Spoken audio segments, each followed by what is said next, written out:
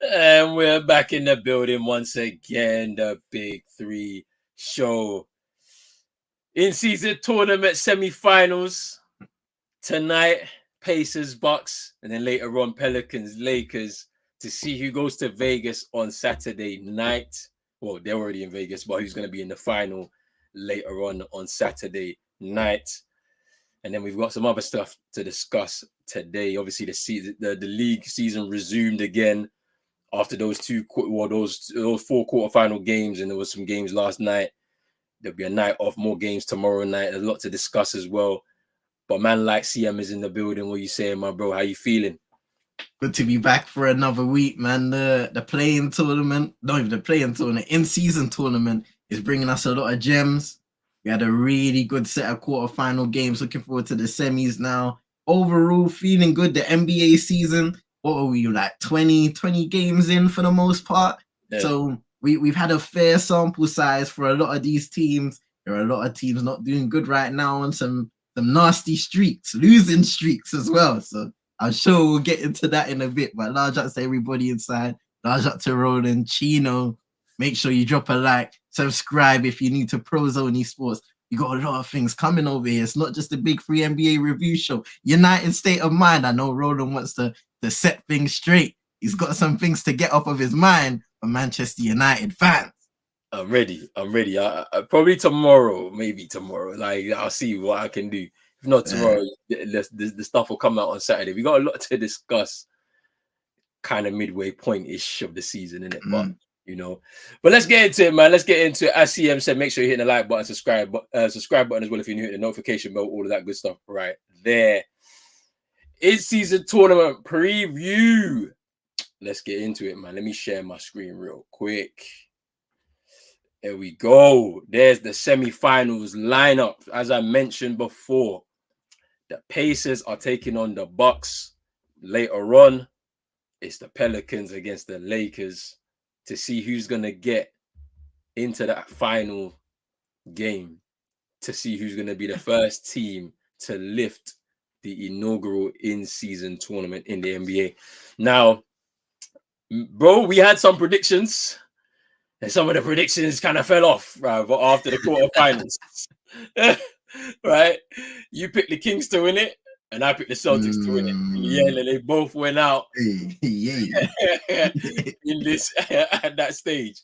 So let's go back to those games a little bit, right? So so from the perspective of the Pelicans taking on the Kings in that game, what was your thoughts like surrounding that? Like, because it looked like for a second we was expecting De'Aaron Fox to really take them home, but for some reason they just couldn't get it together with him in terms of the offense in the game to take them home. Well, you know what, the Kings had a really good start. They had 18-7 start for the Kings, but one thing I noticed is because they had a 10-point lead probably going into the final 3 minutes of the first quarter. And then when those minutes kicked in, they scored 1 point probably in the final 3 minutes, De'Aaron Fox knocked down a triple, and then for the final minute of the half, they only scored 1 point, and I think that 1 point was from a free throw. The Pelicans were able to claw back that game, 35-36, Kings 1 point lead. And they really set the tone by getting some stops on defense, getting out in transition, knocking down triples, getting tough and one buckets. And even Herb Jones, he had a nice little putback at the end of the first quarter where he was able to bring back the lead down to 1. And I think that really got the Pelicans going. Zion didn't even take a lot of shots in the game, didn't really have his typical game that we've become accustomed to him seeing. BI led the line with 30 points, and he was getting some tough buckets. And, I don't think a lot of people speak about Brandon Ingram a lot. Obviously, we know drafted by the Lakers. He was in there when LeBron arrived. You had Alonzo, BI, and co, and they got traded away. And he's been here for a few years now in New Orleans, and he's grown even more as a player, as a scorer. Obviously, the leadership that's around him, you can learn from guys like CJ McCollum, And they were playing with Valanciunas as well. So he's played with a lot of good players, good guys, veterans overall that have been able to probably help his overall game on and off the court. But just strictly speaking about him as a player, as a professional scorer, he is that guy, and he led the line for them tonight. I saw Jose Alvarado get one of his GTA steals again. Listen, man, De'Aaron Fox didn't see it coming. But that's the thing I love about the Pelicans, right? In this game in particular, they tried to set the tone defensively by disrupting the Kings. We know they love to play with pace. They like to get downhill. They like to put pressure on the rim with the likes of De'Aaron Fox, Malik Monk, who as well, he can knock down the triple. He can get inside, get to the midi, get to the rack as well, and attack from there. But, I think the Pelicans overall, they did a really good job in that first quarter, disrupting the rhythm of the Kings. And then from there, they were able to get points on the board and kind of get that advantage over Sacramento. And that's what led to that W, and a really good W at that. Yeah, man. Like, the thing about the Pelicans, that I've been seeing for the last few years is that they have a very solid team. Injuries have always killed their momentum at different points, right? So, last season, we got to January and they were still top of the West. And then the unfortunate injuries that they started seeing between both BI and Zion, meant that the momentum was all lost. CJ McCollum's been injured earlier on this season. He had an issue with his lung. I think it was a punctured lung or something.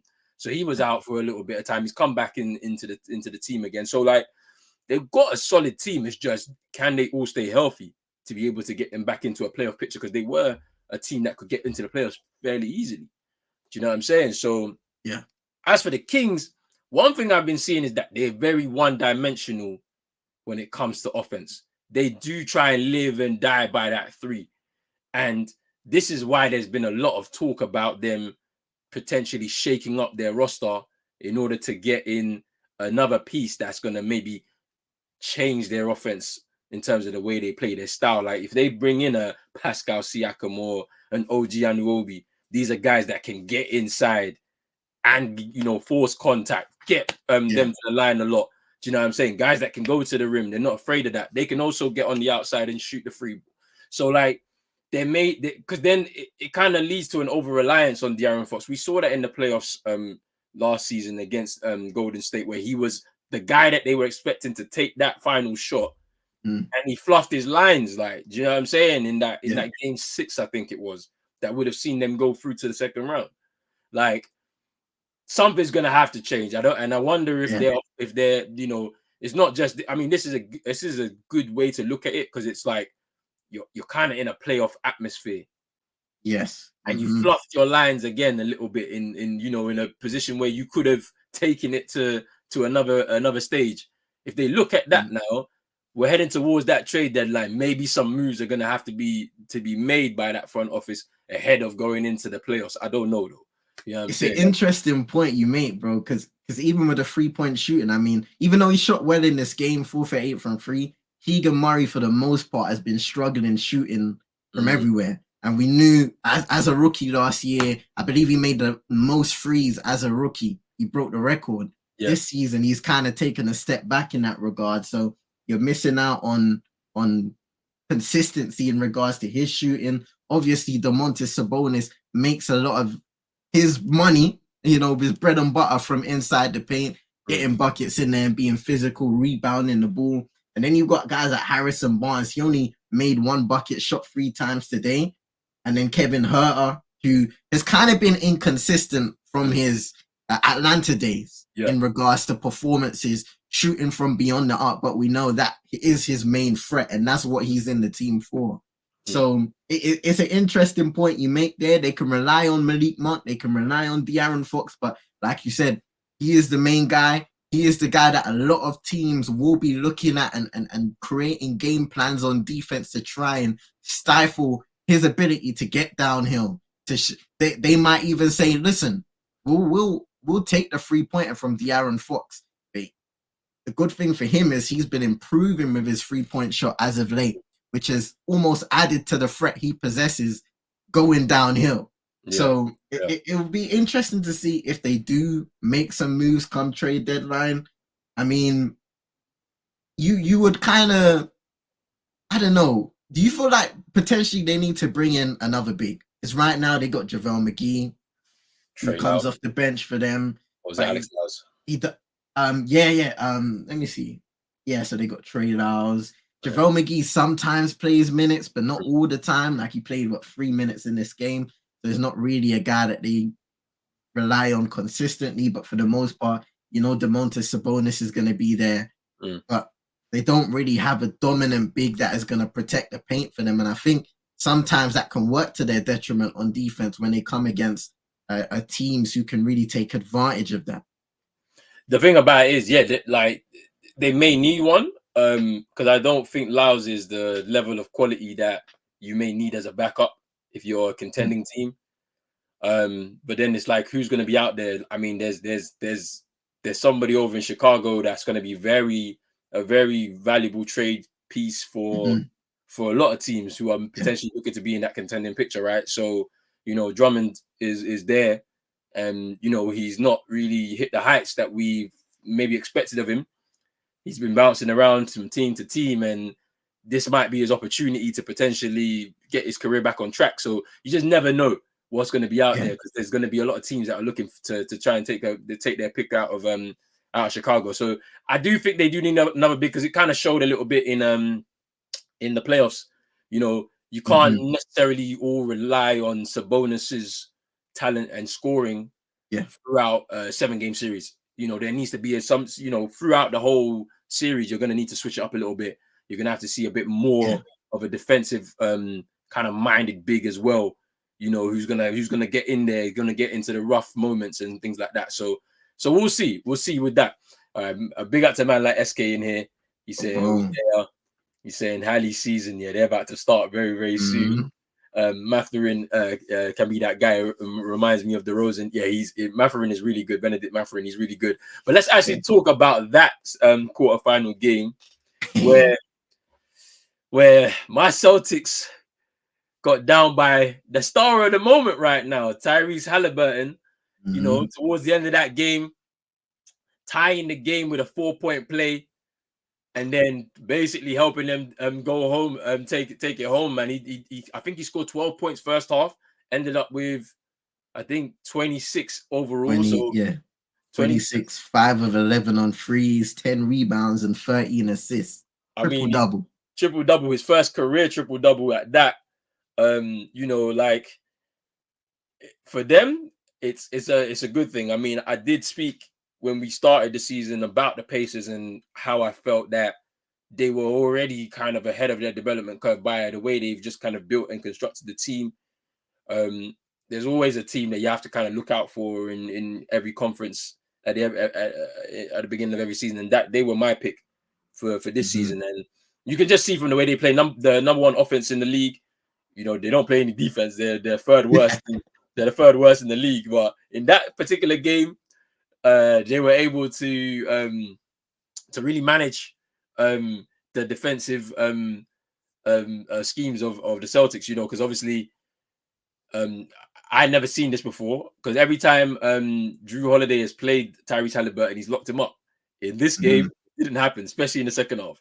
I saw one way he turned Drew Holiday. Drew Holiday was nowhere to be seen. So, it's interesting how they, for this particular game, they was able to keep it together or on defense. That might be in part because the Celtics weren't shooting well from three. I think they were close to sub 20% on three, I think, in terms of the percentage from what I remember. Yeah, what 29%? 29%. So sub 30. So it's okay if you're able to do the other things well, which is defend protect the paint well, because sometimes you can give it up, but boy, that's what I'm saying. He had him on skates. I saw it a few times. I saw it twice in the game. Not good enough from there. But for him, it just caps off such a mad run Tyrese Halliburton has had so far this season. And for Rick Carlisle, what they're doing there with the Pacers, they look like a very good young team that may shock a few people when we get into the playoff picture. Maybe they might fall out of the full playoff picture, but end up in the play-in and see if they can find a route there. But for them as a young team in this in-season tournament is really good. And I think we spoke about it last week where it'll be good if a younger team wins this, just so that because obviously they get the feeling. Like you saw how the celebrations were afterwards for the city of Indiana. They haven't been in anything close to this since the PG days. So for them to feel it in that stadium, them getting the win over the Celtics, who are the best team in the NBA by a record, by all the records in the league, you know, and also getting themselves to Vegas and one more step towards a trophy in the middle of the season. I mean, it's a great win for them. But as for the Celtics, some really poor, like we spoke before the stream, some poor late game decision making. You know, I feel like that, like even like Derek White in the post game interview was saying how it's probably his worst game he's played for the Celtics. I haven't seen him play as bad for the Celtics. He's been a very consistent performer since he's joined. But sometimes, you know, the Celtics seem to get themselves into like a rat race instead of playing their own game. So you get late into the game now, instead of you to continue your ball movement that has served you so well throughout the game, and then get that extra pass so that you have the man that's free, and then you can hit the free ball.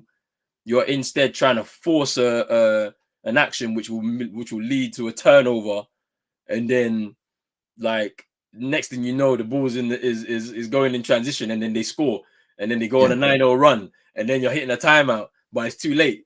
And that's basically what happened in the game. And this is where, you know, they're going to have to work it out at some point. It's really early on in the season, so there's a lot of time to work it out. But at the same time, it may also mean trade deadline. We may have to bring in a piece or two to just kind of solidify and give us another outlet when it gets to the really scary moments in games. Yeah. But that was my take on it. I don't know what your takes on it was, bro. Yeah, you know, it was a tough one. It was a tough one for Boston. When you shoot 29% from free, and basically the team's bread and butter is shooting from beyond the arc, and then you turn over the ball 17 times in the game, that it isn't a good start. It isn't a good finish, and most likely you're going to lose the game if you're the Boston Celtics.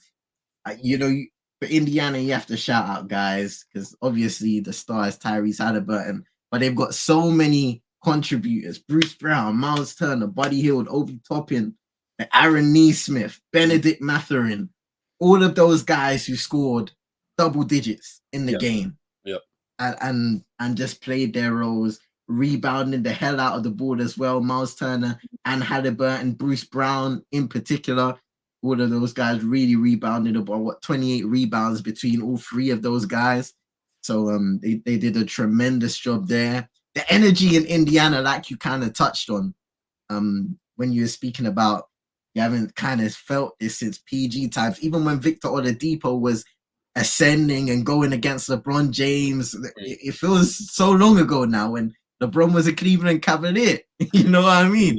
Yeah. So you love that situation for them. And even in the third quarter, where you saw a little bit of separation, Boston's struggles just showed. 3 for 10 from free, and Indiana shot 6 for 12 and 50% shooting, and they had it going all night really from beyond the arc.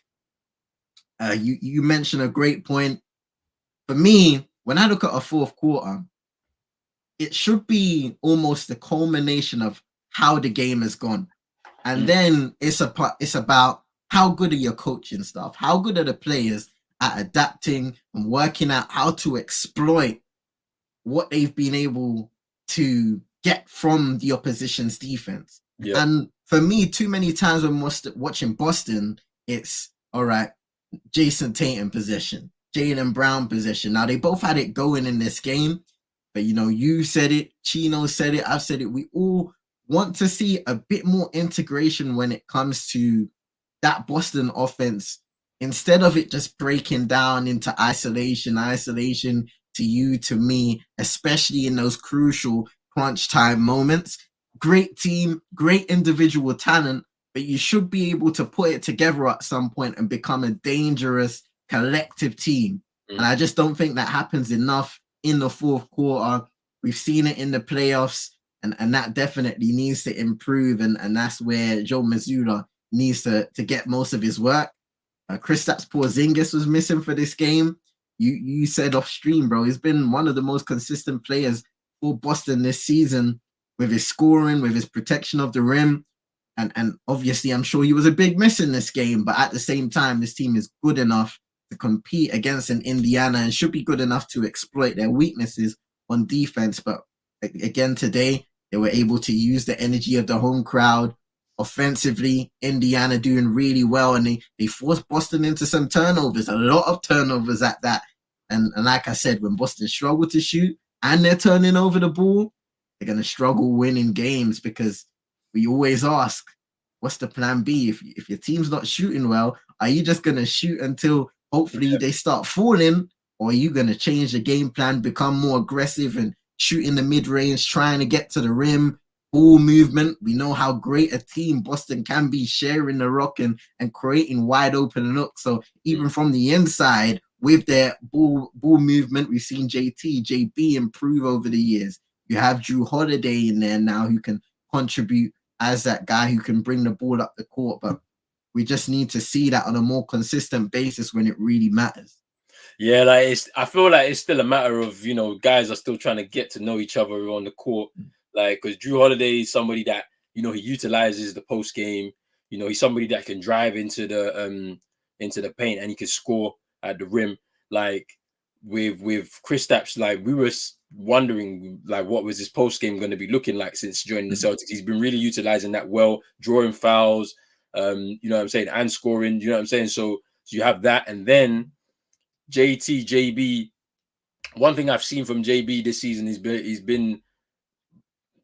been more aggressive going to the rim, which is, I think that's his game. If he sticks to his game, which is cutting and slashing, if he keeps doing that, you're going to see another all-NBA season from him again. He shouldn't be the guy that's trying to do the catch and shoot. Like I said last week, that's not his game. It's not his game. Like, you know what I'm saying? And like with JT, he's now starting to utilize his post game, using all these post moves to try and get to the rim, draw fouls, because it's a variation on the offense. I mean, but ultimately in the key moments, they just need to share the ball. Share the ball, play with pace. Yeah. Find the extra man who's free, open look. If he hits the three, great. If he doesn't, you try and rebound. Fight hard for the rebound and then try and keep it going. That's what we are at our best. But ultimately, it's down for the guys on the court and the coaching staff to make sure that they all realize it in the moments that they are. Because we literally lost that game on that 9-0 run. 9-0 run, like you turn the ball over and then boom, they hit a three. And then like you turn it over again. Like, yeah, so it's just one of those things. It's one of those things. I'm just, and now they're actually playing. Woo! Let me check it. So I was turning, just hit the tray. Oh, I think that was, it was a tray. But yeah, they're doing their thing. They're doing their thing. It's just. Most teams started pretty well. You see Chris Middleton get a bucket on the other end. Yeah, drops in for him there. We've got a lucky bounce. But let's move on to man like Chino's in the building. Like Chino! Yo, what you want saying, bro? What you saying? Hey, you sounding jet lagged, bro. Tired, man. And I gotta go to work tomorrow. Hey. I hope you get enough rest, boy. You need it, man. Hey, but how was Hawaii though, man? Let us know, bro. No, Hawaii was fun, man. It was good, bro. Like, like when I'm watching game here in the West Coast, like especially West Coast game. West Coast game come on, like I think 7:00 West Coast time, 8 o'clock. Bro, the game was on about like when the game ended in Hawaii, I still have the rest of the day to go do stuff. Like here, I'm going to sleep after the game. So yeah, I like the time difference. It was fun, man. I had a lot of fun. The baby, she had a lot of fun. We took her to one of the days when we took her to the beach, dude. She spent we was at the beach for 4 hours. She spent 3 in the water straight. That's nuts. But yeah, man. But what you man saying the basketball? What you man saying? We're good, man. We're just talking about this in-season tournament. You know, they got the semi-final on right now. Milwaukee playing the Pacers. Let's talk about that Lakers Suns game, because the ending of that game was a bit mad. You know, with the Austin Reeves, did he have possession of the ball or not? Did it constitute a timeout from LeBron James? I don't know. I think it's a close call. It's 50-50, because when he started losing the ball, that's when Brown called it. So technically, he haven't lost it yet, but he doesn't have full control. But listen, that's the thing, and I'm gonna drop some facts from the NBA rulebook here. Yeah, in regards to requesting a timeout, a request for a timeout by a player in the game or the head coach shall be granted only when the ball is dead or in control of a player on the team making the request. Now, you can argue by that time, Austin Reeves has already lost control of the basketball. And at that moment, as soon as LeBron sees him losing control, that's when he requests a timeout. So, it like what Chino said, it's so tough to make a decision in game, because do you say, okay, well, the Phoenix Suns haven't exactly ripped the ball away just yet at the time of LeBron starting to call the timeout? At the same time, after reading those rules, you can say, hold on a second, Austin Reeves has already lost control of the ball. Hereby, LeBron shouldn't be able to call that timeout. But like, losing control of the ball, right, means, because from the slow-mo that I saw, that still, the ball he's got one hand on the ball and it's pinned to his leg. You haven't got control of the ball at that point, because it's two hands in that position that he was in. Yeah, if you ain't got both hands on the ball, you don't have it. You don't have possession. So like Chino said, it's 50-50. And my thing is, why don't we get no slow-mo and stills and zooming in the games, bro? Go to review, bro, and let's review the thing, bro. I don't know. I don't know what the situation was at the end of the game. I don't know if they had any power to review in it, but we got Hawkeye technology and all of this type of stuff. Yeah, I want to see some reviews, bro. I want to see some extra stuff, bro. I want to see stills, because that's mad. Yeah, and it, like, after reading the rules, because I was like, you know what, let me see what the NBA's rules are saying, and I'm now leading towards the fact that the Suns should have got the call, man. Like, there should have been no timeout, because like, Suns are down by 2 at that point.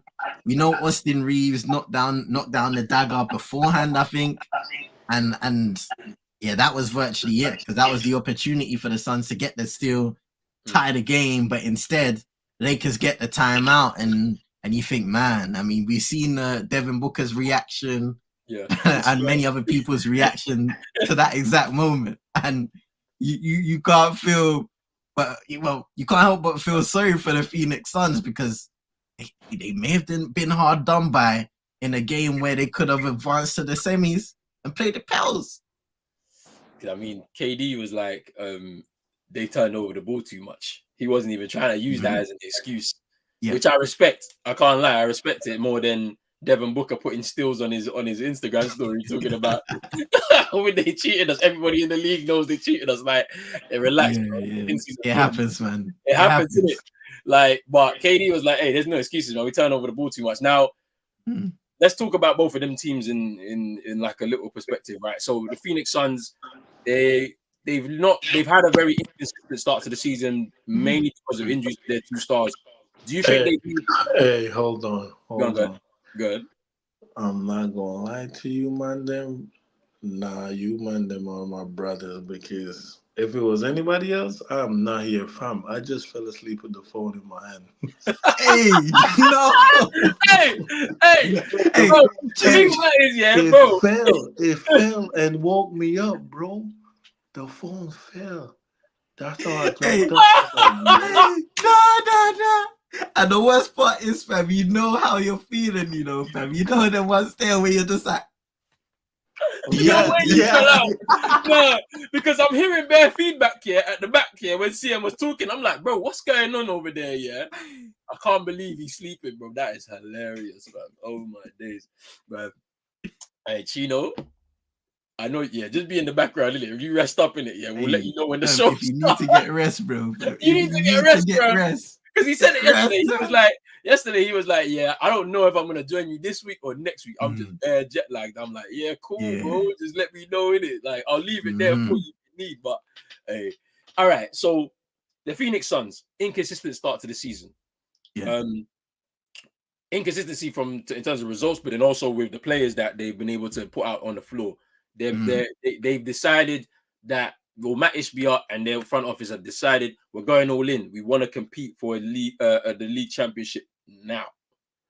And so what they've done is they've gotten rid of all of their debt. Hey, real quick. I'm gonna let you finish, but all I want to say on that is thank God we ain't gave up nothing for Bradley Beal. That brother got scoliosis, bro. His back is cooked. Bro, he's done. I think the Miami Heat and their fans, I've been seeing them on Twitter, they're actually very happy they didn't give up nothing at all for any of these stars. Bro, I like our squad. You know, we're deep, bro. When Spo said we were deep, bro, the injury's been here, so we've been dropping games because people we haven't been fully fit this whole but I like the squad. We're deep, but I would have loved Dame. I like the squad, but I would have loved Dame. But whatever. There, not there. Whatever. That's what it is. But yeah, so now they've made the decision, the Suns, to go. Yeah, all right, we're gonna gut our squad. We're gonna bring in. Obviously, KD was the first part of that, where they cleared out that first part of the squad, and then the second part of the squad comes with Bradley Beal. Then they decided we're going vet minimums pretty much across the board to fill out the rest of our roster. Now, that alone is not going to be enough, especially when you can't field all three of your stars at the same time on a consistent basis. So where do they really go from here? You know, because it looks like they're going to be a very inconsistent team this season if they can't get Bradley Beal on the court with KD, with Booker as well. Roland, quick. Plus, they don't have you was naming a lot of things. Plus, they don't have a true point guard. Yeah, because Booker's basically having to moonlighting. He's a two guard. He's trying to be the one, and it doesn't work all the time. You get me? It's true. But what do you think, bro? You know what? They're pretty much locked into this, I feel like, and when you look in hindsight, it kind of is a bad situation when you think about Bradley Beal, who's gone through back injuries now. Devin Booker's had his fair share of games where he picks up injuries and niggles here and there. And then Kevin Durant, who has probably been the most available guy out of their three stars this season. And he's really played himself into that all-star, world-class caliber form that we're used to seeing from KD. But like you said, bro, sometimes it's not enough because you need to rely on having all three of those guys for just the threat that they possess offensively on the court. The Book, who's developed a lot as a playmaker over the years, and which is why he's being trusted with that kind of playmaking role, point guard role. Sorry. Then you have KD and Bradley Beal. Those three guys will open up the floor and the spaces for the likes of Eric Gordon, who I think has some good moments in the playing game against the Lakers. Yuta Watanabe, who will have some playing time, and for the most part, will be sitting and looking for the shooting opportunities in the corner and so forth. And other guys as well. Josh Okogie, I think, provides a lot of energy for them on both ends of the floor. Yusuf Nurkic is a guy who, you know, his passing ability is also underrated. I know he's kind of gone under the radar with the injuries that he's picked up and kind of the dips in performances at Portland. But, you know, we're seeing his ability to play at the one position, not the one, the five, pass the ball, just create plays and get some rebounds as well. But, you know, speaking in this game, I think Anthony Davis was a beast on the boards, man. Yeah. He got 9 offensive rebounds, and most of them were putbacks, second chance opportunities for the Lakers. Austin Reeves has 20 points off the bench, hits the dagger, and you're seeing the improved performances in a role where they've kind of refined his role now again, Austin Reeves, where I feel like he was expected to kind of bring the ball up. He had a lot of responsibility coming off that promising season last year. Now they've kind of refined this role again and said, okay, do what you do best and give us the best of that every single night. And we saw that in this game in particular. LeBron James, 40 minutes tonight, and he was getting buckets, fadeaways, knocking down triples. I mean, look, I know we should get used to it now. But when you see a guy here who literally can drive in traffic, finish above 1, 2, it doesn't matter who it is, and finish like there's nobody there, he's superhuman, man. And LeBron James just continues to do what he does, man. Look at these performances on the board, people. This is in his 21st season. 521st. 39th career 30-point game. That was against the Rockets. That's mileage. It's mileage. I mean, yeah. So there were a lot of good moments for the Lakers in the Suns game. And you know, for all the conversation we've had regarding the Lakers, are they a contending team here or there?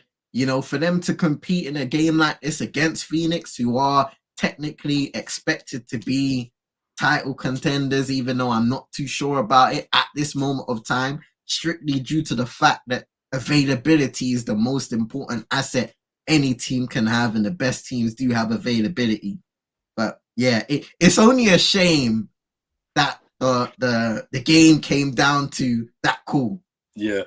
You know, but you know, in regards to the Phoenix Suns and your question, bro, I'm not entirely sure if they can be that contender come the end of the season. I know they've got the talent, but are they going to be available? And I'm hoping that is going to be the case, because you want the stars available. Bradley Beal, he's come from Washington. He's really shown that he can be a professional scorer in this league. Now it's time for him to put that all together in a contending team. Devin Booker is risen from a star that a lot of people said you couldn't with. His game has developed so much so that he is the leading point guard on his team. Whether people like that or not, that's another thing. And Kevin Durant has been one of the greatest scorers in NBA history. So any team that has three guys that can score at the level they can, of course, you expect them to be in the latter stages of the playoffs, Western Conference Finals contenders at the least. But you know, and I'm a fan of some of the guys that they have on the roster. You know, I mentioned Josh Okogie from his Timberwolves days, really showing out on the defensive end. Eric Gordon can still score at an elite level when needed to. Grayson Allen, I believe he scored 11 points in the third or something like that on 4 or 5 shooting. So he really stepped up in that regard, and that's another guy that you could use in the offense to shoot, to play some tough defense, and he's an ultimate competitor. We've seen that throughout. So they do have some quality pieces on this team, but it's all about what happens with those stars, man. It's an important thing, man. It's an important thing. And then, like, just going off the back of your chat with the Lakers, the Suns are shit. Is that one here? No, but you're right though. They're not looking good. It's not looking good over there, for real. It's not. But no, I agree with CM though. CM was spitting. I agree. That's it. I gotta start eating to stay awake, bro. You know that one step. Try and inject the sugar, fam. Anything, fam. Anything, fam. Let's go in the fridge. I'm reaching for a couple grapes, fam. I need the sugar. Yo, but no, listen. Good. Bradley Beal, like my concern wasn't the injury starting the season for the Suns. It was more of the defense. With Booker, Beal, KD, were they gonna buy into the defense? What is the defense gonna look like? Like, yeah, Nurkic is okay, but like Nurkic is he's a dumbass. Like he can he have times when he play hard, and then he have times when he's just mad, just like, bro, what are you doing? Sloppy. But the injuries now that now become another concern now. Not just the defense that I was worried about, which I don't think they have been horrible on defense. I don't think they've been bad on defense. It's like it's the injuries. They can't stay healthy. And yeah, Booker with his play style, you know what I'm saying? Like the way he play, guys always get under him, so he usually come down on a foot, and it's always an ankle injury for Booker. You might notice that. Mm. And then Bradley Beal, I saw him shooting, and the brother looked like he can't stand straight, like his back was pointing to the left, to the left. But they'll be all right, though. They'll be all right. They got easy money, sniper. Yeah, KD's cooking, man. He's been cooking since the start of the season. He's been Man, like carrying. the Adidas up. That was funny though. That was funny. That was funny though. I can't lie. That was funny. They said it was the wrong burner, fam. That's crazy. But yeah, man, that Lakers squad, I'm not so sure about them, man. I mean, it's the reliant. We keep talking about it, man. It's AD, bro. If AD brings it, they win. Simple as. Don't matter what LeBron does. If AD brings it, then they're in. But if AD's not on it that night, they're not winning, bro. And that's just where I stand with that Lakers squad. Okay, man. Shout out to D'Lo. He's been playing a lot better recently as well. Because he knows February is looming. February. Hey, what's that? What's that picture, fam? When LeBron's looking at D Wade and he's just like, D Wade's like, D Wade don't even see it coming, fam. And LeBron's just like, that's the when LeBron was doing the side eye, bro. That's the traded in the morning, bro. That's it, man. Like D'Lo knows, my guy, bro. Got my guy traded right after, bro. man. I'm telling you, look. D'Lo knows he's in trouble because that Chicago. That's him, bro. They're gonna be starting again. They're saying that when bring Caruso back. What's his name? Yeah, when Levine comes back, that's when Rui and D'Lo is trade eligible. That's what I'm saying. D'Lo might be out there. That's why he's playing, bro. Like, because at the end of the day, he's playing for his next contract because he wants to sign something big. Man. He wants to sign a bigger number than they gave him because to be honest with you, that's a nice little tradable contract there, man, that they can use.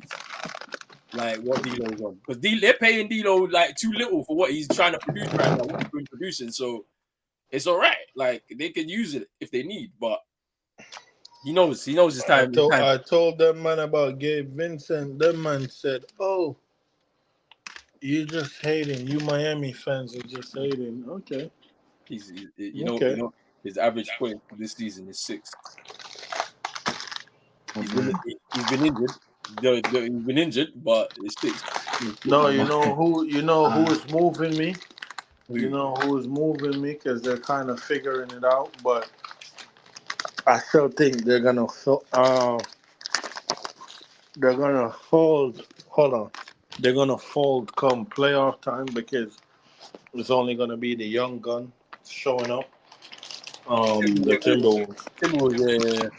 Yeah. It's only gonna be Ant-Man again because when schemes come into play during the playoff, teams are gonna mad scheme for Rudy.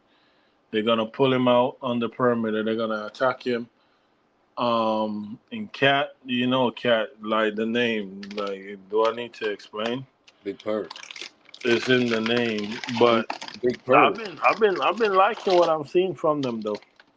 Best defense in the league right now. They're nice though. When it like in the regular season, it just reminded me like kind of like you remember when the Jazz were running away with it in the West like a few years ago, bro. Yeah.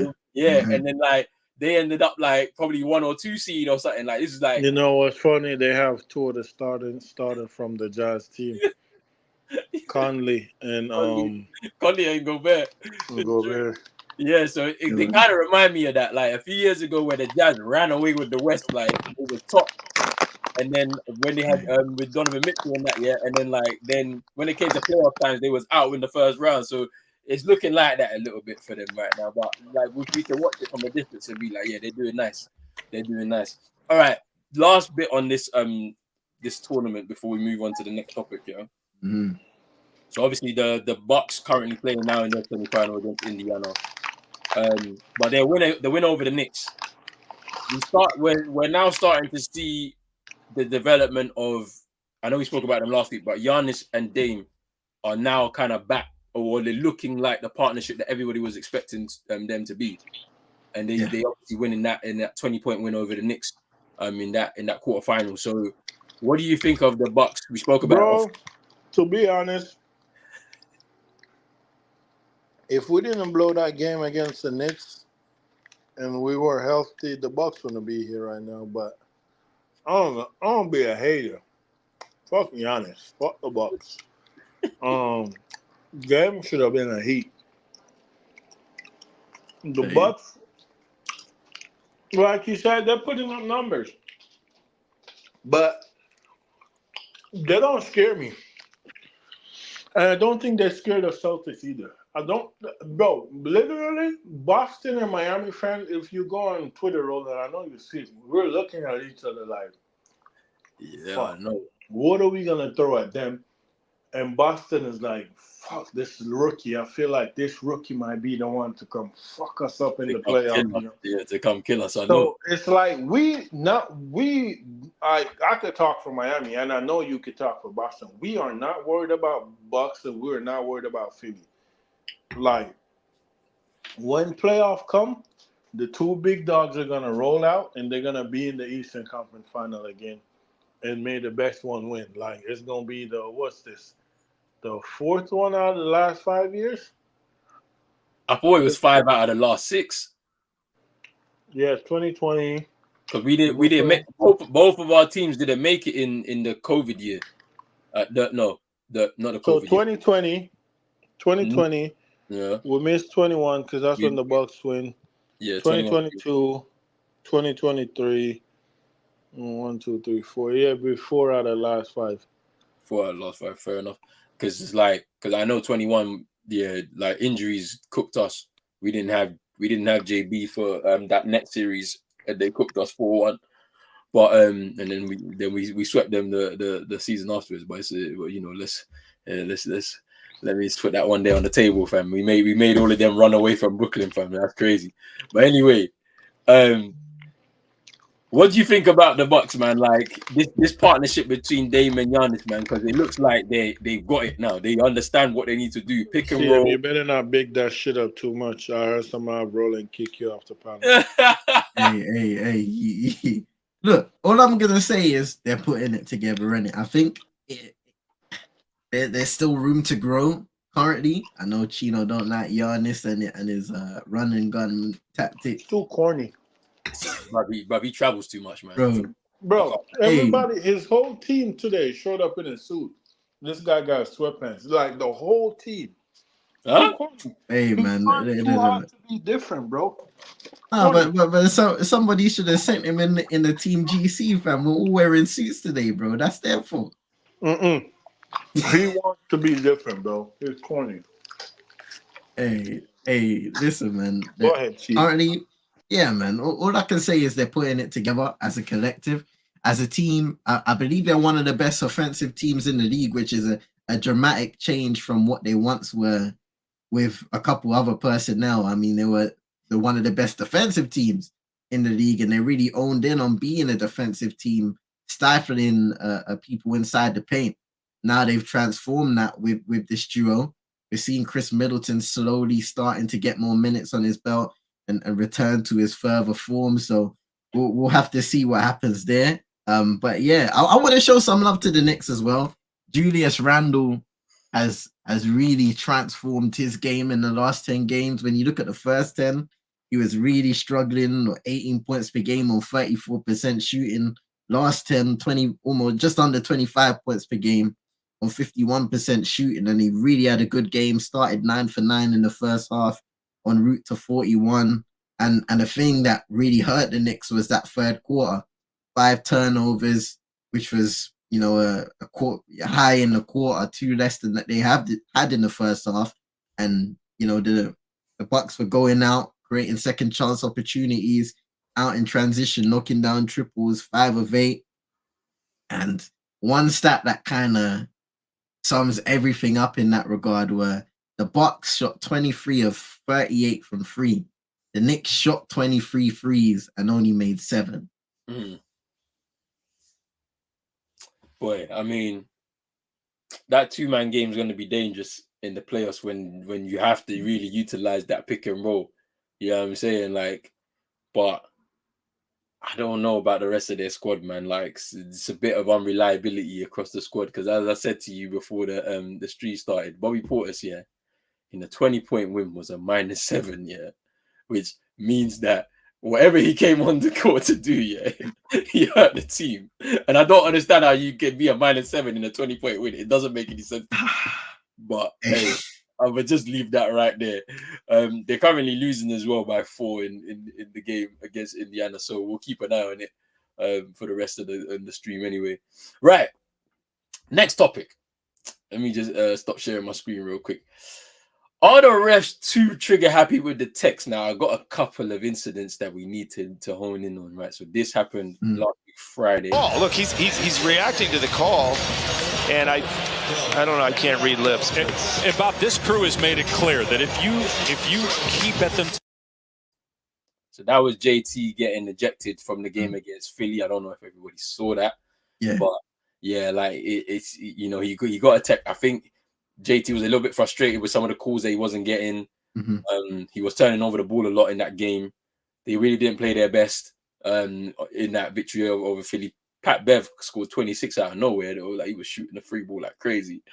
And then JT and ref had an exchange, and then Second Tech ejected from the game. And then here is another incident that happened on Saturday between the Lakers and the more to this. You don't usually see stuff like this where coaches and players So Ime Udoka was ejected there after an exchange with LeBron James in that game between the Lakers and the Rockets. Now, the question here is, are the refs too trigger happy with the text, especially this season where we're seeing the introduction of the flopping technical and the fact that now some referees, they seem to go into certain games with they want to have a certain refereeing cadence where anything that they deem to be a problem for them, there's a technical. So in that same game where JT was ejected, Nick Nurse got a technical for complaining about one of the calls that the team didn't receive. And I'm like, but the coaches complain all the time. Like, so what are we gonna? What are we doing about that? Like, you have to be consistent. Not consistent. That's it. And then then we know that there's certain referees, they have a certain history. Like, Scott Foster and Chris Paul. There was an incident that happened a few weeks ago where there was an ejection there. So what's your thoughts on this, bro? Like, are these refs moving too crazy with these technical fouls? Like, these technical. You know what? I think that there's a problem with the consistency of the calls, because even you mentioned the flopping technical, even that's not consistent in my opinion, or consistent enough in regards to the way it's called. But it's a very difficult thing to call with how smart players are at manipulating contact. In regards to those two situations, I look at the Ime Udoka and LeBron thing. They're having a conversation, the refs in the middle kind of looking left and right, trying to listen and sounding in on what they're saying. I don't know what was going on. It looked kind of personal. And I understand the referees doing it to try and say, all right, we're on top of the issue.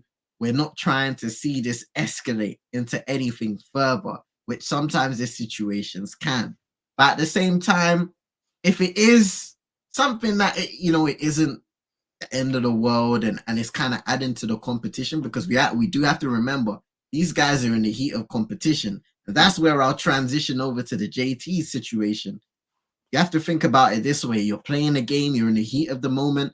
If calls aren't going your way, or you think the referees aren't making the right decisions, sometimes you'll react in a way that is slightly erratic or slightly irritated. You're irritated, and that's where communication is extremely important as an official of the game, of any sport. Communication is important. And, what I love to see is when the player, after a call, has a calm conversation with the referee will explain what they saw, and the player will also explain what they saw from their perspective, because those are two different perspectives. One's watching the game from the sidelines, and one's actually playing the game and seeing it up in real time. Both guys may see different things. Both guys may see the right or wrong scenario. So communication in this regard is very important. What I don't like is when the referees kind of choose to make decisions, unnecessary decisions, I will say, that would change the flow of the game, change the all-round vibe and momentum of the game. Now, those are the things that I would love to see kind of changed. And, I've spoken large amounts about, those unnecessary technicals when a guy's celebrating or a guy's taunting a player. Now, I understand those taunting moments can lead to a guy who, if they're in their feelings, they might run after the guy and start a mazzoline. But at the same time, it's the game, man. Let the game be the game. Let emotions flow. Because sometimes, look, emotions can go too far. Boom, you got a scrap. You got a fight. And that's not good for the family image of the NBA. But at the same time, sport is sport, man. And sometimes you just got to let these guys unleash their emotions. Unleash their emotions and play the game that way, because sometimes you pent it up and you create even worse situations, like the Draymond Green choking out Rudy Gobert, bro. Like you should have just like scheduled some kind of therapy talk between couples counsel. You know what I mean, fam? Before it got too far, and you got a guy choking you out. So just let out your emotions, man. Stop penting up your anger, holding it back for a situation that will go over the top. Just let these guys play the game. And look, officiating is a tough job. And I couldn't go into it and all of a sudden have a perfect game, bro. Everything I call will be incorrect. Yeah. So I'm pretty much sitting on my seat. I'm listening to the commentators. I'm understanding the game from a certain perspective, but when these guys are watching, they're running up and down the court, their vision's kind of like blurry and all that stuff. So they've got to be on point in regards to what they call, and it is a high pressure job. But I just feel like sometimes these technical fouls can affect late games and late scenarios where the game is close.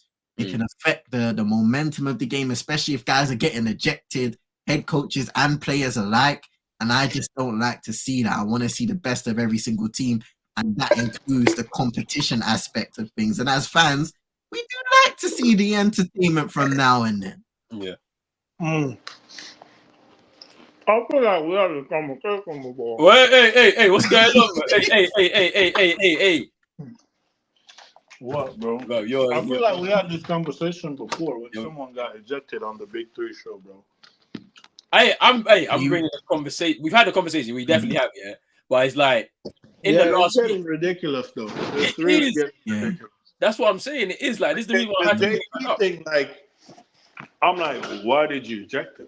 He's like, that's what we talked about the last time. It's like, if a guy is like asking you where is the foul, he just want to know. He's not questioning your job. He's trying to know what did I do wrong. Like, man can go up to the ref. Where was the foul? Oh, tech. Boom, you're out the game, bro. What? Because I mean, even the Udoka one, bro. It actually has out of line. It has nothing to do with the game, though. But bro, you can't be caught. No, I get that one. The NBA do have like you can't really like yell out like that, like Adam Silver trying to clean up his league. Yeah, I hear it. Because the fans can hear. You can't. Like, that's a fine. Like you're actually gonna get tech and a fine. Like you're right about this, yeah. The two of you are right about this, yeah. Like they're trying to make it a family-friendly type of thing, yeah. Because bro, there was a lady, like she was kind of like she wasn't elderly, but she was, she's a middle-aged woman, yeah. She was in the back, yeah. She could hear what was going on between them, and she had, when in the movies when the woman does the gasp, like dramatic gasp, she was like, yeah. She was like this, bro. I was like, bro, what's going on, bro? You ain't been to basketball before, bro. You ain't sat that close. Did your man see the leak? Huh? Did your man see the leak of it? Like, you mean what they were saying? Yeah. Yeah, I see some stuff like so. I think Ime Udoka was telling LeBron to stop bitching, and then LeBron obviously said so. I don't know what he said because I don't think I've seen that part. But then I saw Udoka called him a soft ass boy and that, yeah. But then obviously they're like CM. You alluded to something where it looks like between the two of them it was a bit personal. So you know, because then now people bringing out the archives of all the times that LeBron was dunking on Udoka from back in the day when he was a player. So who knows? There might be something there between the two of them. I don't know, but it's for me. I'm looking at that. If it's I know it's an exchange between a coach and a player, so that's a bit unorthodox. Like that really shouldn't be happening at any level. I don't think. Just because you have to have respect for the coaches, in it, like it's like because they're not players, they're not playing on the court with you, so like you don't want to get into it with them. Like, but at the same time, it's like that actually has nothing to do with the game. The referee, like TM said, was in the middle, doing up back and forth like a tennis game. Yeah, when bro, stay out of the thing, bro. It ain't got nothing to do with you, bro. And then he had to do out of here. So that's the thing, bro. Just like in that situation, you have to ask a question.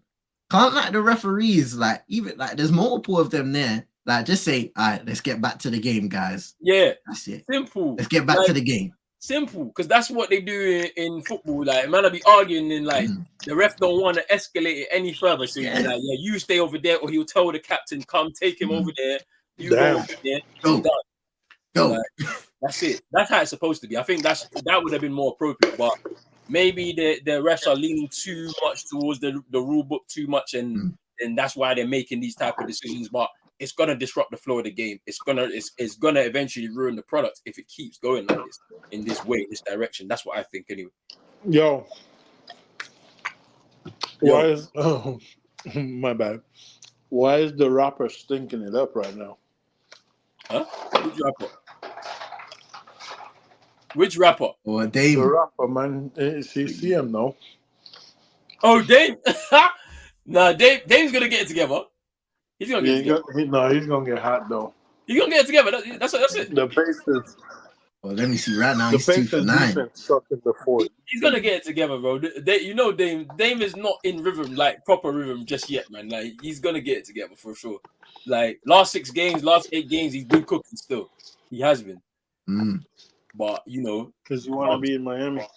Certain late games, certain early in the games, he's looking a bit shaky. I think there's like, hey, what's going on over here? But then all of a sudden he gets hot, and then the game is done.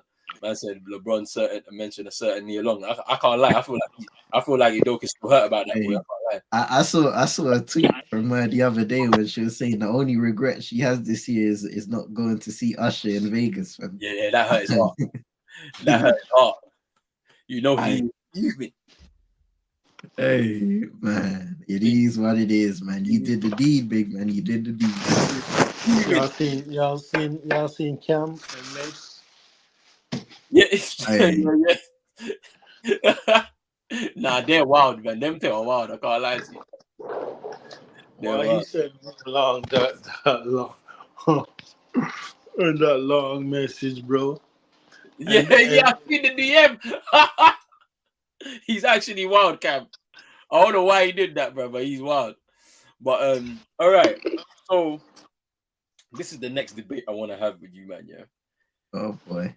What's important? Yeah. Individual stats will win. The reason why I'm saying this is because we seem to be in a trend where the statistics after games seem to be more important than the final result.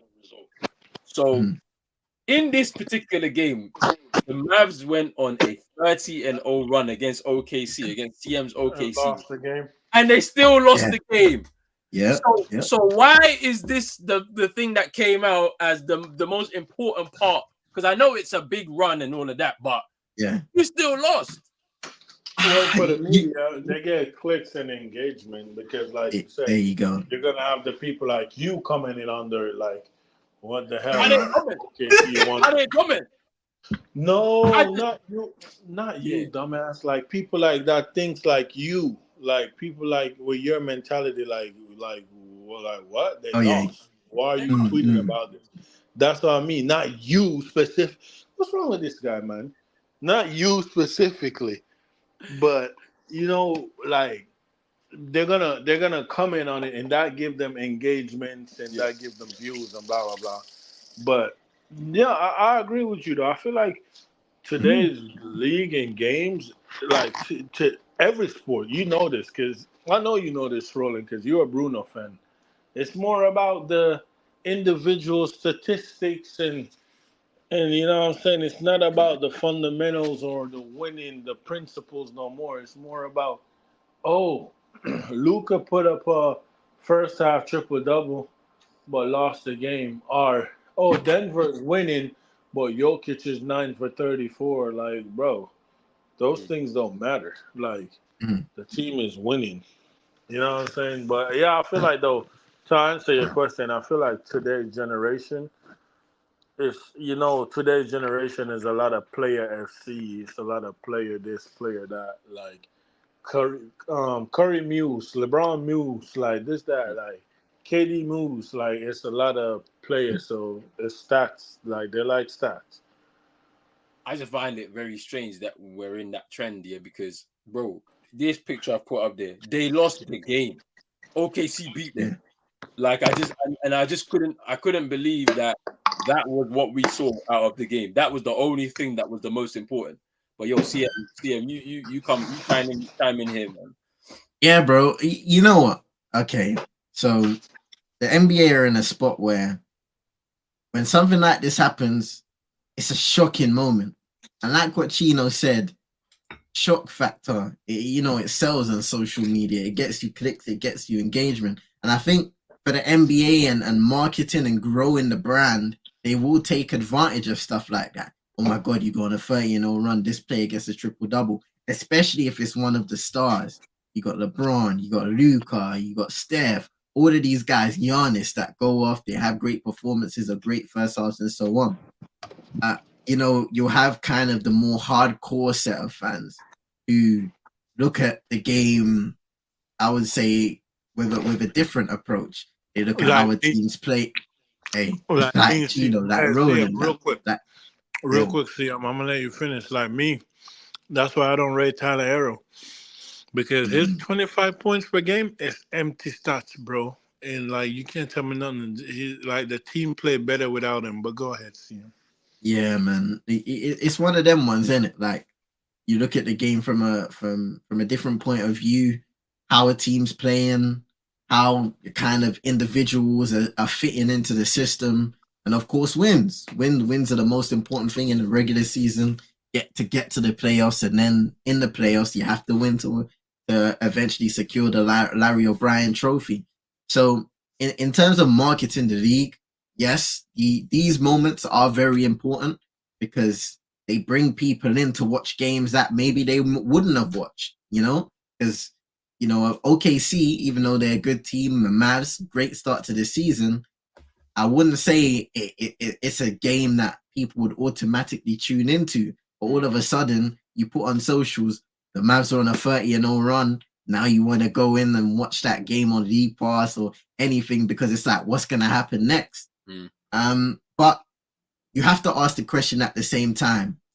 In order to convert, I don't know, maybe the more casual fans, NBA fans to, I don't know, hardcore fans, that's if they want to be converted, or just to get new eyes on the product, you would want to have a marketing strategy that almost educates people on the game and elevates what the game of basketball means to everybody who chooses to view the game of basketball.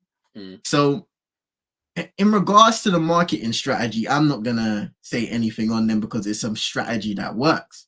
But you can ask the question in regards to the NBA, the coverage of the league. So that means commentary, punditry on a lot of the media platforms, international platforms like ESPN and so forth. How are you going to engage those fans and educate them more on the game to understand the different aspects?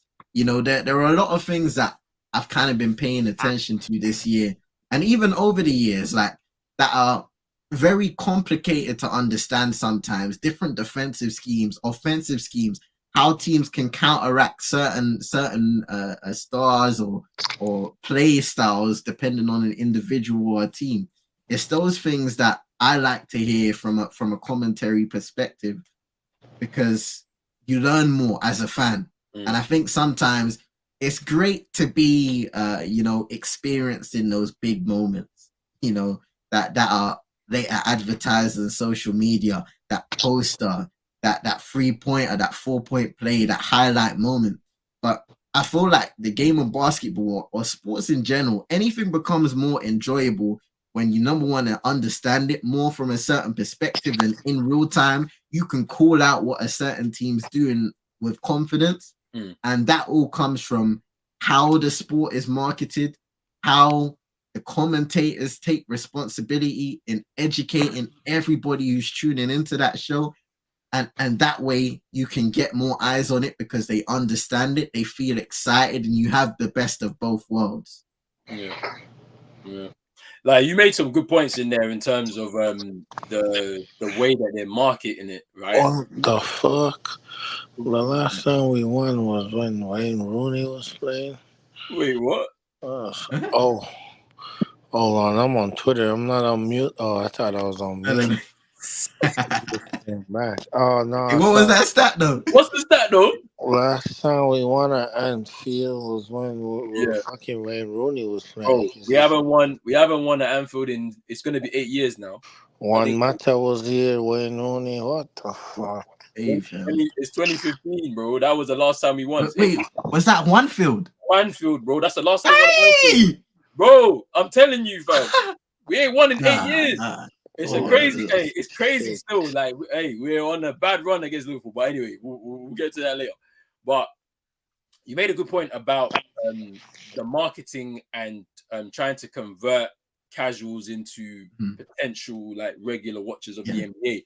You put out a stat like this, like you said, it's going to rush everybody to go and watch it, right?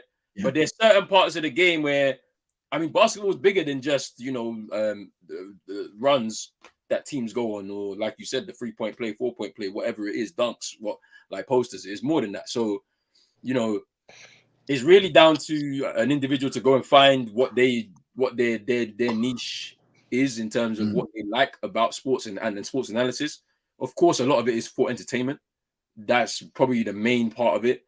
This is why Kendrick Perkins can be on ESPN and be barking like a dog and them things there, because it's about entertainment at the end of the day. People like to be entertained. People are going to watch that. They're going to clip it. They're going to use it. But ultimately, when we go back to just this original point, the stats can never be better than the actual winning of the games.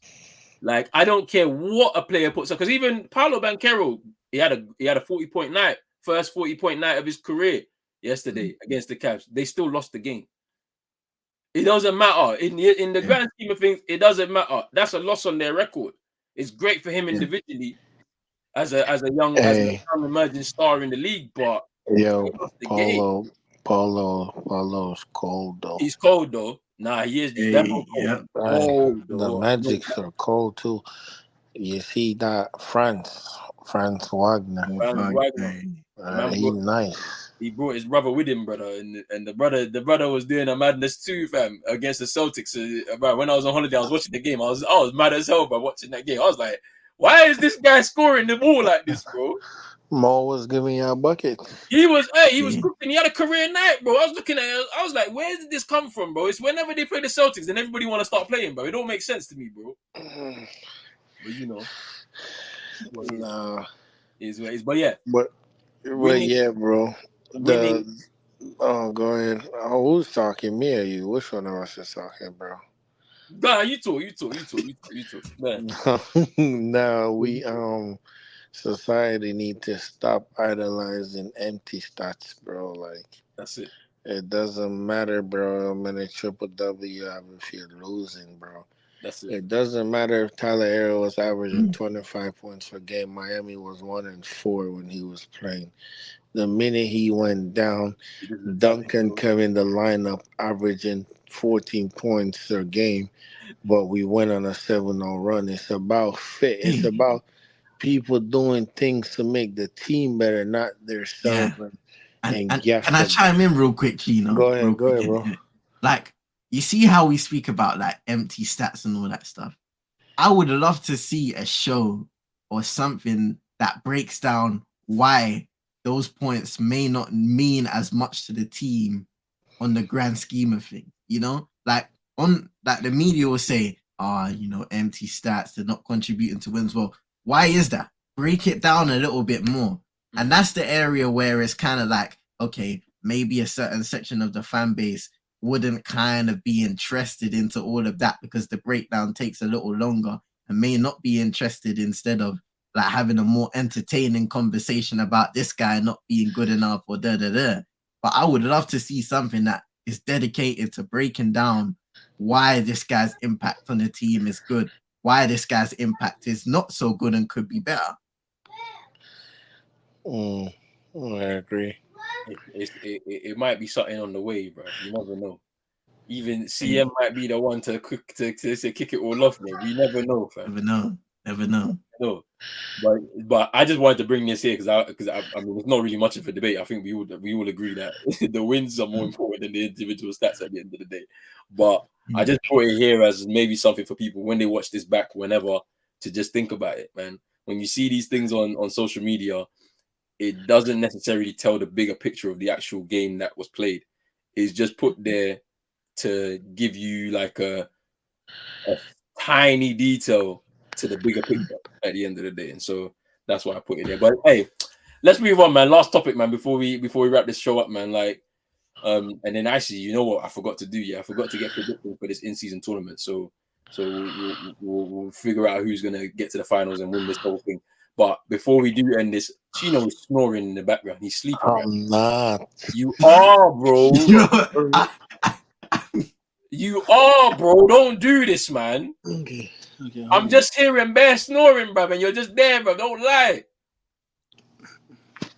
Bro, hurry up, bro, before I racially abuse you, bro. Nah. Hey, man. AFCON's next month, man. Don't do this. AFCON's next month. You can't do nothing, bro. I'll make sure. I'll fight for my life. I'll fight for my life with it, bro. You must be crazy. Bro, like how that man went Onana to... Bro, I want to kill Onana, bro. Hey, no. Don't do that to my brother, bro. Don't do that to him, bro. Don't do that to him. Freedom, fam. Freedom is a must. Bro, listen, bro. Because you're moving mad. Like, all of you, man, are moving mad. This is what you wanted. Bro. No, bro. No, not me, bro. Any vibes, Brush and Realist can vouch for me, bro. I wanted Diego Costa, bro. That's fine. You wanted a new keeper. You've got your new keeper. That's what you wanted. No, I did not want this ugly... Bro, don't let me racially abuse this. Hey, fam. No. Because like the brothers, bro, like the Pie Mash brothers. Don't do that, bro. But anyways, can't be doing that EDL settings, fam. That brother knocked us out the Champions League. But what are we talking about on the basketball? All right, league roundup real quick here. Then we'll wrap the show up. So this is the East. We're in 7th. Damn, we suck. The East, you know what I'm saying? No, we lost a lot of games.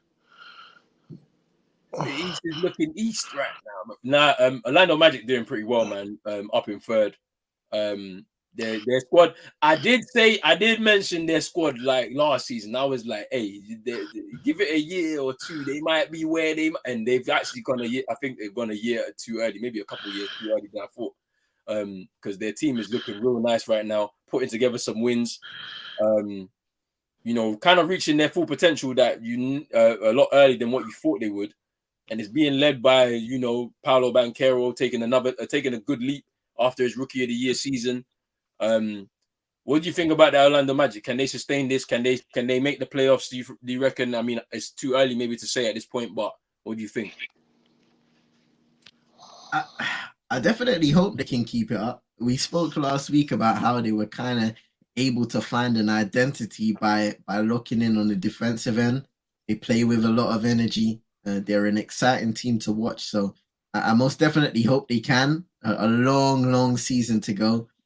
But we're 20 almost plus games in now. So we have a decent sample size and they're performing, which is the most important thing. But we'll have to see what happens closer to the All-Star break and so forth. But right now, things are looking good for them. And, you know, the tough thing to do for a young team is to find an identity.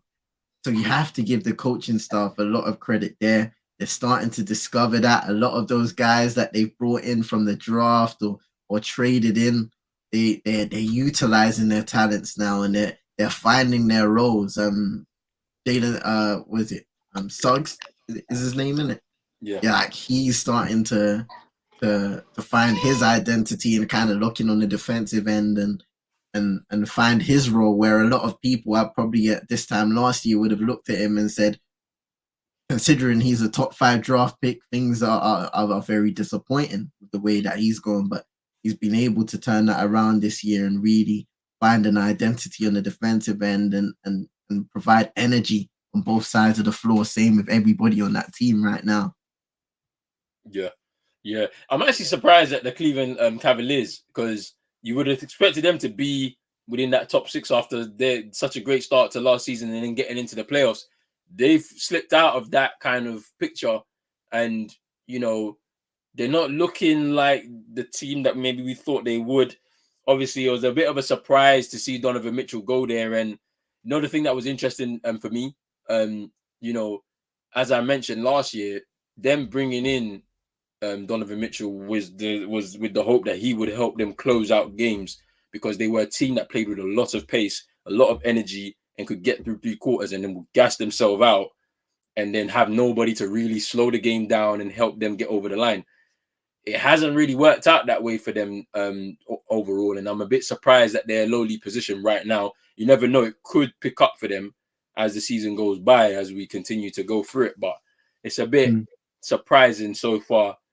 The Pistons, though, an 18-game losing streak. It seems like there's all sorts of turmoil going on over there after such, like, I mean, there wasn't much promise, let's say, for them this season just as a whole. I feel like they weren't gonna make the playoffs or anything like that. But for them to be losing at the rate that they're losing at, do you reckon it's alarming right now for Monty Williams after such hype for him to and such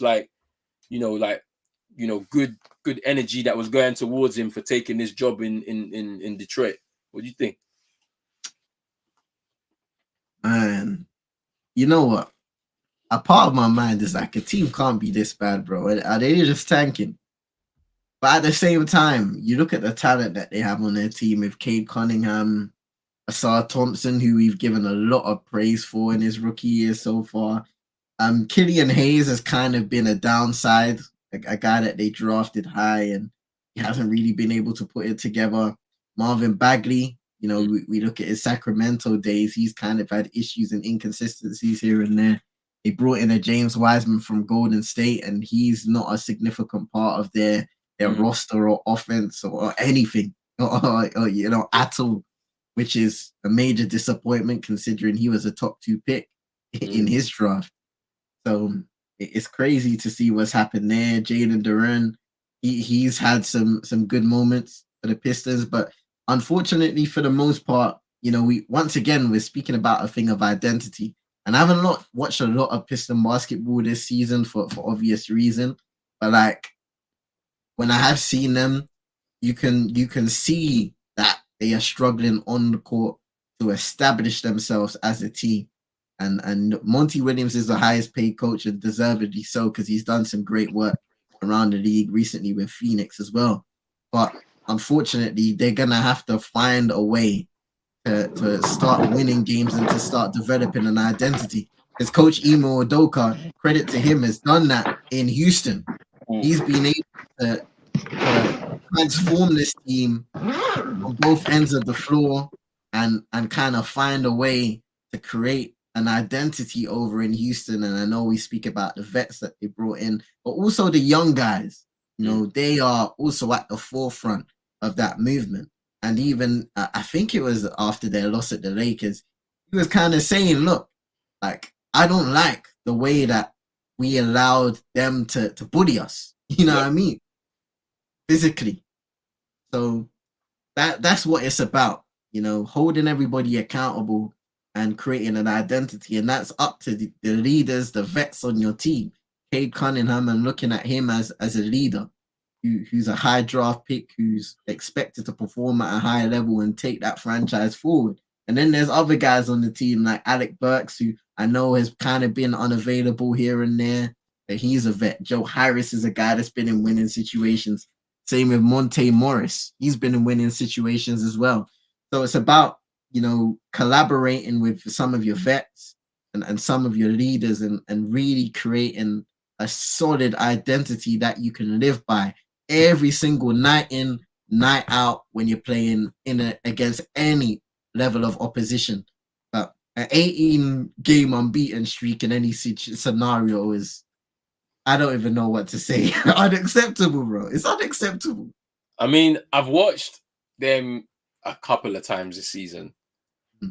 The game against the Phoenix Suns, it just they compete, but just at the wrong moments in the games. So it's like you're supposed to compete to help build yourself some momentum.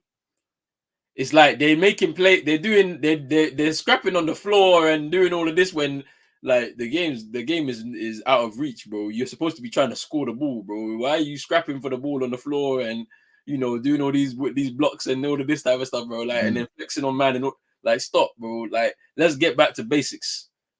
Yeah, offense.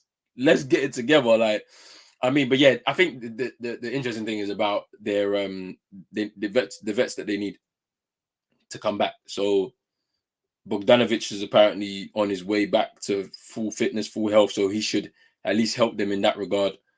But they may need to bring in some veteran presence to just kind of help settle things, because you can't allow this young team to do it. But then at the same time, because they've lost so many games in such quick succession, they may tank again and try and they may tank and try and rejig it. It's tough to come back from a 19-2 record. Yeah. Like they may just tank and then see what they can pick up in the draft and whatnot. They'll get the lottery pick anyway, but then like can they utilize it in a way that may actually help one of the other teams like Chicago, for example, and see how they can manage that out. You never know. You never know, because the Bulls are in their rebuild phase right now, it looks like. But yeah. Bulls are ass. Yeah, they're bad. I can't lie, they're pretty bad. I mean, they've been winning games. You know what they've been trying to do? They've been trying to collect the PR, bro, from Caruso's time at the Lakers. He had to talk about, we don't want to let him go. He's been a cornerstone of our franchise, bro. He's not your success story. He's the Lakers' success story for sure. He's the first player to win the league championship, that came from the G League, two-way contract guy, bro. So, like, for the Lakers. So that's not your success story, but they're trying to claim it as is theirs. It's like, nah. It's not like that. All right, Western Conference. Let's see, man. The Denver Nuggets here, they've been looking a bit shaky this season, man. I've been seeing them not really picking up a lot of consistency. Of course, 14 wins. It's a bit crazy for me to say that, but they don't look the same team like they looked last season. I don't know why that is, but it's one to watch. OKC in second though. Hey, CM, you gotta speak on this because this is a very high position. Oh man. Season, man. You know what? I spoke about it last week, and this is the thing, right, with this team over at OKC. They play with a level of maturity, a level of poise against any opponent. Now we will have situations like what happened in Dallas. Even in our last game, there were some shaky moments to the way we started and played, and there will be those games where you struggle when you've had a little bit of a break like we did have in the last few days, and then we go and look a little rusty. But Shai's been a great leader for this team. You've seen Jalen Williams step up and play some great basketball in his second year. Chet Holmgren on both ends of the floor competing at the level that he does, and that's a great thing to see. Like, not a lot of people would have probably seen Oklahoma City to be in this position at this point of the season, and whether they'll keep it up, we'll have to see. But with the way that we're playing against any opponent, we can compete, and we've shown in previous years that we can win against very good teams. It's just a matter of consistency, a matter of growth as well, which is the most important thing at this stage. You know, shout out to Lou Dort as well, which again, he's another guy that's taken a step up offensively. We've all know how great he is defensively on the perimeter, making sure that he's looking guys up. And there's so much more that goes into it. I think a head coach is doing a really good job in managing and helping the growth of a lot of our young talent once again. So things are looking good for Oklahoma City. Things are looking good for us. We'll just have to keep it game by game. I mean, I kind of like hinted, could this be an MVP caliber year for Shea? And that all depends on how we play, how much games we win. Because for most of the time, you get MVP nods at least. Because I'm not going to say he's winning MVP, but to get MVP nods, you need to win games. You need to be in high positions. And the Western Conference is very competitive. You lose a couple games, Denver Nuggets are going above you. The Dallas Mavericks are back up there, you know, like they were earlier in the season. The Los Angeles Lakers, Sacramento, there are teams chasing you. So you constantly have to make sure that you're looking forward, but also keeping an eye on behind what's happening behind you, so that you can make sure that you take advantage of those situations when teams are dropping games, and you're taking care of your destiny most importantly. I mean, look at the Minnesota Timberwolves, man. 16-4 on the season. Chino touched on Anthony Edwards. I have to shout out to Rudy Gobert once again, because this is a guy that could arguably be having another DPOY caliber season. He's transformed this team defensively. One of the best teams. I think right now they're the best defensive team in the league. And he's a big part of that. Obviously, there are a lot of different competitors on that team. Anthony Edwards has taken a massive jump as a leader, just on two-way. Karl Anthony Towns has got better as the season has gone by, because he kind of had some struggles here and there. I think it's one of those moments where he's kind of got to adapt to being in a different role now that he's not the de facto leader of this team like he was in the previous years at Minnesota, which I think is all right, because we're seeing an emerging star in Anthony Edwards, who I think suits that leadership role a little better in the team. And Karl Anthony Towns is still an amazing weapon to have, a guy that can shoot, get to the rack, and so forth. Yeah. So OKC doing a good job so far. Minnesota really good. I think we're seeing with Denver, they started the season really well, and I remember watching something a while back, and they said, you know, it's very rare that championship teams don't have kind of a hangover period, and I think you're slowly starting to see that sneak in with Denver, where, you know, they will have games where people are testing them because they are the champions. Teams will go after them and test them. And I still think they will be fine, but sometimes you go through those rocky moments. And then like what you guys have said on multiple occasions, this is the Western Conference and teams are close behind chasing them. If the Lakers win a couple games, all of a sudden they go up the table. Dallas, who had a hot start to the season as well, I believe they were as much as that in second in the Western Conference. They win some games, they're going up the table as well. So yeah, it's so exciting to see where teams are right now. I mean, look at Houston in the play-in spot. You know, Golden State are out of it completely. Memphis Grizzlies, who have Ja Morant coming back in 5 games or so. Yeah. Like, there's so much that could change from now until the end of the season. Pull up with a stick. Let it hit. Pull up with a stick. And shout out to Desmond Bane, who had a big performance. 49 last night. I think it was 50 though. Was it 50? It wasn't 50 though. It wasn't. So we ain't gonna talk about that. Hey man, listen, I saw Ja Morant with the tweet. They ain't talking about 22. Fam. Stop hating. Talking about Desmond Bane. Stop hating, bro. Hey, you know what irritates me though, bro? Is the Miami Heat, bro. Like, I am so pissed, bro. We lost 9 games, right? Bro, I kid you not, 7 out of the 9 games, bro, we had either a 15 to 20 point lead, bro, that we lost, bro.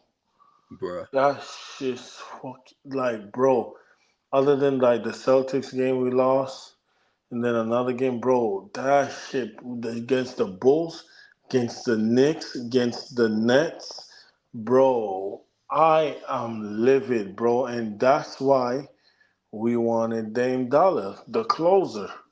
And like Roland said, he was like 2 for 9 when we checked. But when that fourth quarter come, Giannis going in the corner and he gonna close the game out. Trust me. I watched him against the Portland Trailblazers against his old team. They was at home. They were down like as much as 23 in the game. When the end of the third, like fourth quarter hit, Dame started facilitating, bro. And Giannis was just, they was utilizing pick and roll. Yeah, it was done after that, bro. Like it was really done after that.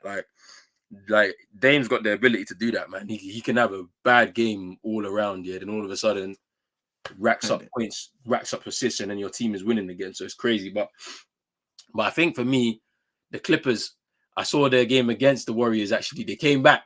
They were down as much as probably 17, 18 at the half to come back in that game. PG hitting a game-winning 3. Steve Kerr came coach. It was a good comeback for the Clippers, and it was just one of those kind of situations where it's like, what the fuck? I'm thinking to myself, if they can play like this, then because like all of a sudden now, when Adam Silver said, hey, if you don't play 65 games, yeah, you're not going to be considered for any All NBA. Yeah, everybody wants to play games now. Nobody's injured, in it. No load management now. Yeah, why is Kawhi and PG playing consecutive games like that, bro? I just don't understand it. But it's good for the league. It's good for us to watch. All the Clippers slowly putting it together now. I know they're only at 500, 10-10, but you win your last 2 games, statement games, really, against Golden State and Denver, the champions. Do you think that they can put together a run now that solidifies them as a threat in this Western Conference? If they play Terrence Mann, they will. I know people say that he's not all that, but yeah, I think he offers something on the defensive end that they don't have when you play all 4 of the stars on the floor. Like they have to mix it up. I feel sorry for Bones Highland though, because this was an opportunity for him to develop away from Denver, and then all of a sudden, the focus of the team is we want to win. We want to win now. We ain't got time for development. So he may be on the move again. You know what I'm saying? Like he's not playing games, but he's being a good teammate, I guess. Like, and he's cheering on his teammates and all that. You're not sleeping, bro. You're sleeping. Yeah, you're sleeping, bro. Nah. He must be trolling, fam. He's trolling, but he's sleeping, bro. I don't care, bro. He's sleeping like Pat Riley, bro, right now. I don't care, bro. But hey, you're right though. I mean, look, last 5 games, bro. All right, cool. So 4 minutes, 1 minute, 4 minutes, 4 minutes, and 29 minutes in one game, but it's just too erratic, too inconsistent, man. Actually, don't show it. Respect me, bro. I don't sleep like that old man. Bro, you sleep like him, bro. That's bro. You sleep like your idol, bro. like GM, like fan, fam. But yeah, like for the Clippers, it's gonna be interesting to see. I don't know if they'll make a run from here, because they've shown they're already this season. They're very wildly inconsistent. So we'll see what happens in the next game. We'll see if they can build from there. Golden State is looking a bit worrying right now. Because the politics, like we spoke about last week, is playing a part. Certain men ain't looking the same as what they were looking a couple of seasons ago when they won that championship. You know, I'm looking at the direction of Wiggins specifically. If you're not stepping up to this thing, then why are you here? Type of thing, yeah. Because Clay, he seemed to be getting it back together a little bit.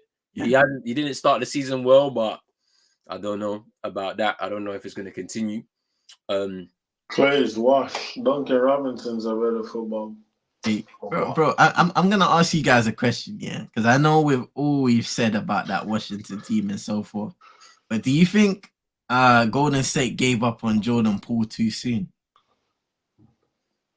I know Chino's answer is gonna be no, because he thinks he's gonna do the Chris Bouchard, isn't it?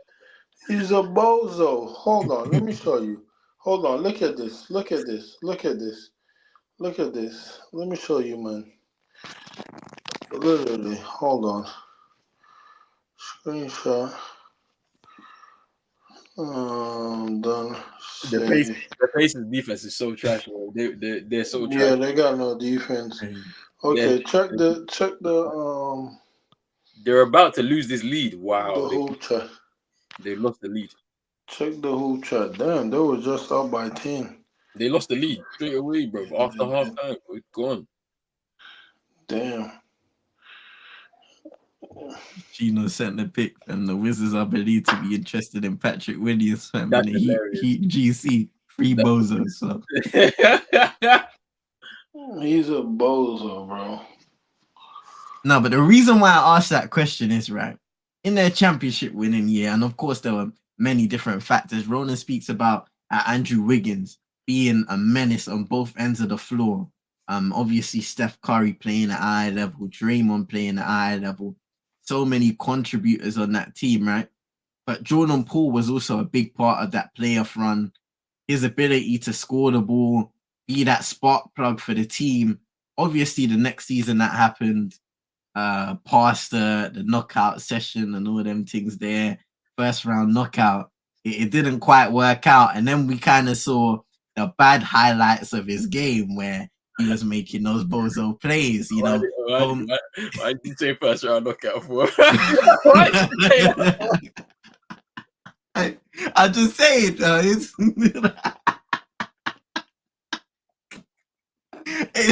you know what I mean? Like you didn't stand the chance, man. It's Draymond. No. You know what I mean? Like it was peak, bro. But you know, it didn't work out. Andrew Wiggins missed a little bit, and he kind of hasn't been the same since he came back. Yeah, he's had some good games here and there, but you can see there's a little bit of struggle within the team. Now, there are a few problems with Golden State, turnover-wise, defensively at times, not all the way there on Song.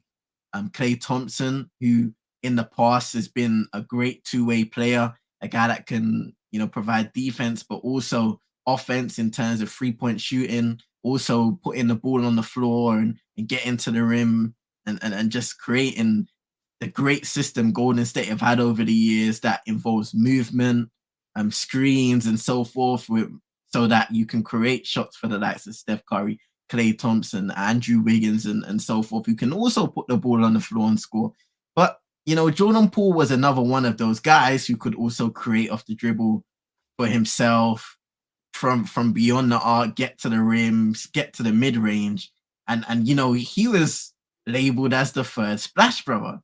And if things went wrong last season, in the regular season, in the playoffs, and it seemed like there was always going to be that one person who was going to be picked, right? Because Draymond got penalized, but then he came back and they tried to kind of mend things, but they never really were fixed.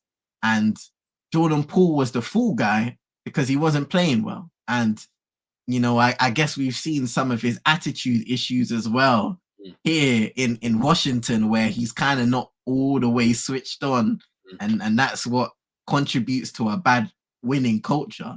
Yeah. So I'm kind of trying to provide both sides of the thing here. Would he have made a difference for this Golden State team? I'm not too sure. But what do you guys think? Why are you asking us if you have the answer? He's a bozo. The shots, the thing that annoyed me was the shot selection. Like in the playoffs. Bro, that game against the Lakers where he's a bozo. An opportunity to tie the game that you're, bruv, instead of you to continue the ball movement, you decided to take the shot. But I don't know, man.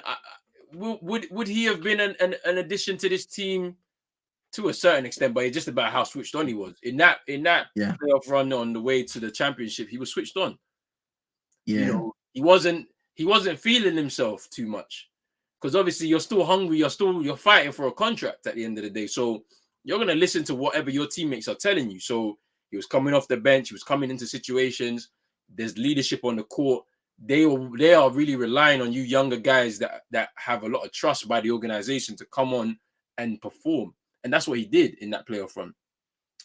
When they come into that following season now as the defending champions, he's got his contract now. You know, he's feeling himself a bit more. So he's thinking, yeah, I'm going to be the star or the new star of this team eventually. You know, even though Steph is still there, but I'm under Steph. I'm next up. And that's how he was feeling. He was feeling himself. And that kind of attitude ain't right for that kind of organization in terms of what they've been able to build.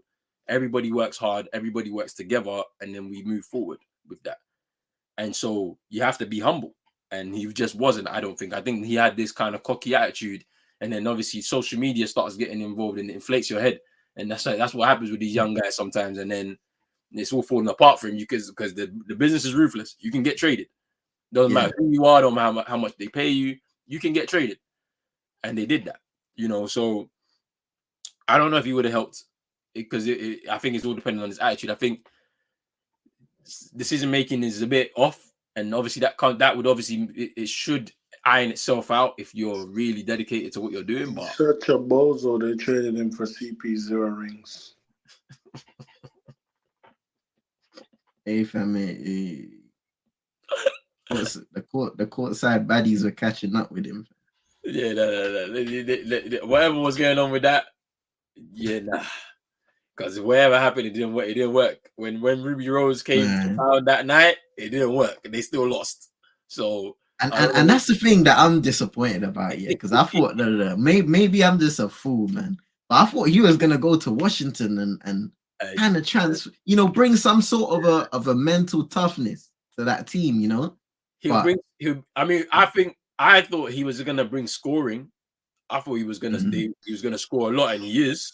But, why are you, man, wasting our nice Thursday night, Friday morning for you, man? I think, or not yet? Not yet. Not yet. 10 minutes away. Why are you wasting on Thursday night talking about Jordan Poole, bro? Jordan Poole and Kyle Kuzma got their ring, bro. They're chilling. They're getting paid to do their hobby, bro. They're chilling. Yeah, you're right. That's really the conclusion, isn't it? That's the conclusion, bro. It's simple. Like Kyle Kuzma will forever live off of that bubble championship for sure. He's got a career beyond his wildest dreams after winning that championship. So the same with Jordan Poole, you could say. I mean, but that's a good note to end it there, man. I can't lie to you, man. Chino had the last word on that one for sure. But hey, it's been another good show, people. Appreciate the support, everybody who's tuned in live and who will watch this later. We appreciate it so much, man. Big up to Chino back in the building once again. Man. After a nice little 2-week break, Thanksgiving with the family all wrapped up and everything in Hawaii and that. I gotta ask a question. Chino, you see in Hawaii, but when you wearing the little clothing and the kind of that shaking, doing the dance, man. You know what I mean? I know Chino knows what I'm talking about, fam. The thing where you're wearing the thing on your head, you got the little, I don't even know what you call it, the skirt thing, fam. Respect me, fam. Only thing I've got is the little flip-flops that they wear, the little slippers. That's the only thing I bought. Ain't no more Chino, man. Hey, listen, it's all good. Man, hey, it's been another good show, man. We'll be back next week. Back to regular season action. The in-season tournament, I think I want to stream the final on Saturday. That's 1:30 a.m. Sunday morning. I think I'll be on that for sure. Lakers versus Pacers. I want it to be Pacers versus New Orleans. Yeah, me too. I want the young team. I want the young teams to compete for it because I think the games will be better. To be honest with you, but give them a taste of winning. Yeah. That's it. Let's see how they come through. Like, what about me? I want to taste of winning too. Yeah, look, that's that. You see how Tyler Hero gets strays, Dame gets strays. Like, what's going on here, man? Anybody can get it. Hey, but we're gonna wrap this up right now, man. Big up to everybody that has tuned in from the beginning. Make sure you're hitting that like button, subscribe button as well if you're notification bell and all that good stuff right there. Go subscribe to CM22 on YouTube. Make sure you hit the TikTok as well, because he's coming through with a lot of heat on there as well, man. So make sure you go do that, people. But yeah, man. Drizzy, not Drizzy. And then nobody care about the Sixers, bro. Fuck off. And take Onana back to Cameroon with you, bro. We are out, people. No, you're killing me, bro.